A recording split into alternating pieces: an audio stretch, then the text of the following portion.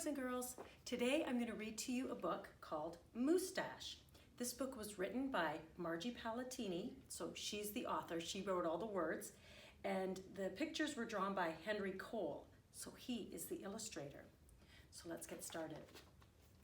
Moose had a horrible problem, a horrible, hairy, prickly problem.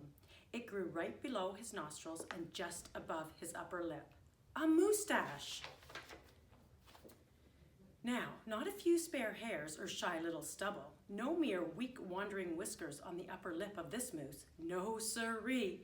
Moose had a big, bushy, bristly, mighty moustache. But a moustache that was a burly, surly, mangy mess. And it itched. A lot.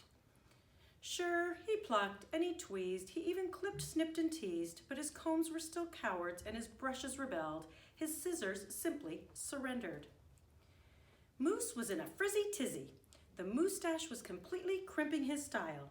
He was a great hoofer, but he could barely bop and hip-hop with a moustache going flip-flop.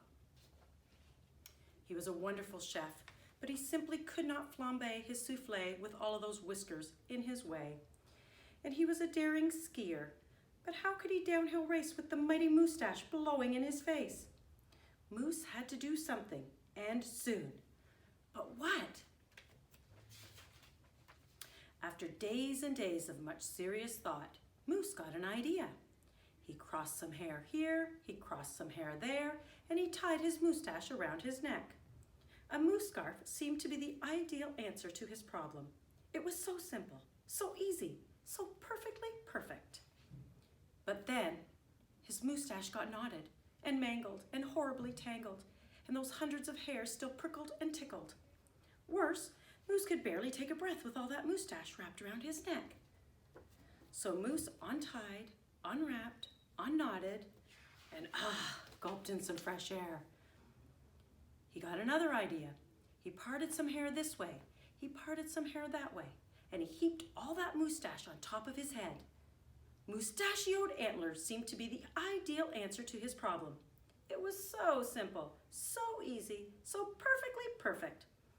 Until a squadron of squirrels and one very nosy gopher moved right into the Moose Motel. They huddled and hoarded, furrowed in, burrowed out. Needless to say, it became quite crowded up there on Moose's head, and heavy, and messy, and very, very noisy.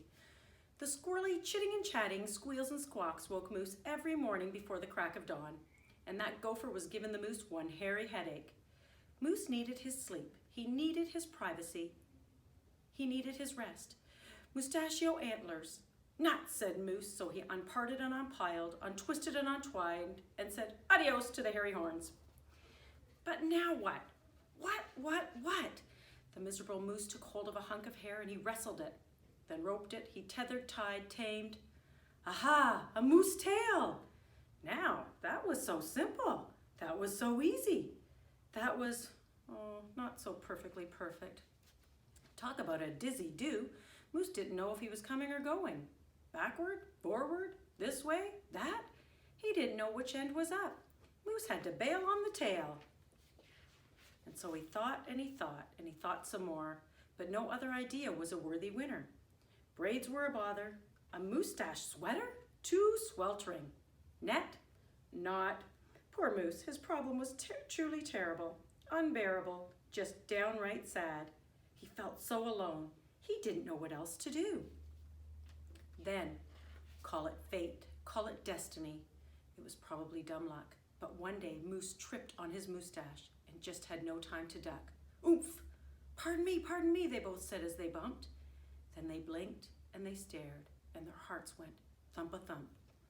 She was a moose with a bouffant so bodacious, outrageous. Well, it was just plain old big. Hair after hair piled higher than high. A skyscraping dew of glorious curls. A tower of swirling twists and twirls. She was simply splendid, stupendous, absolutely superb. Of course, Moose had to ask how she did what she did to get such a dew. Miss Moose winked and then whispered, just a little glue.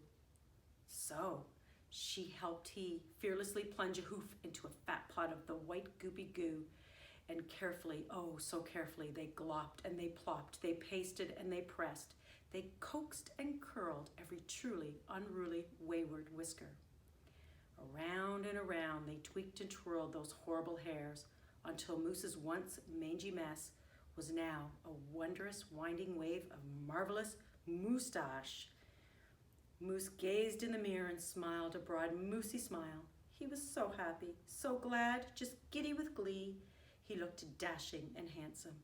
Moose gushed, "Is that really me?" With not a care for one hair, the moose pair boogied and bopped. They skied downhill, even uphill, and their cooking was hot, hot, hot. So of course it wasn't long after that Moose and his Moosetache and his beautiful bride fox-trotted and tangoed and waltzed down the aisle. Good hair days, bad hair days.